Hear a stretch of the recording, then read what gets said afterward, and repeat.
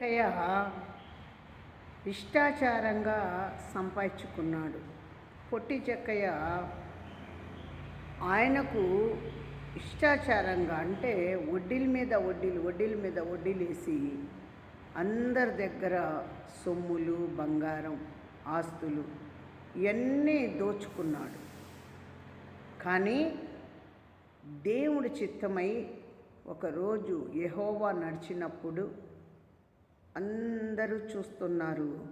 పొట్టి జక్కయ్యకు దేవుడు కానరావటం లేదు. చెట్టు వెక్కి చూస్తూ ఉన్నాడు. ఎంతో దూర ప్రాంతంలో ఉండి చూస్తున్నాడు. అప్పుడు దేవుడు, పొట్టి జక్కయ్య నువ్వు ఇంగా రా అని పిలిచాడు దేవుడు.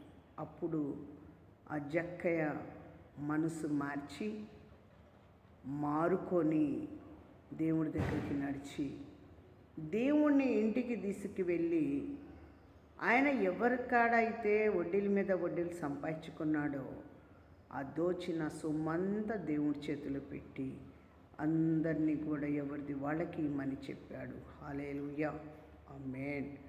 మనిషి జీవితంలో మనం అన్నీ కోల్పోతాము, అన్నీ కూడా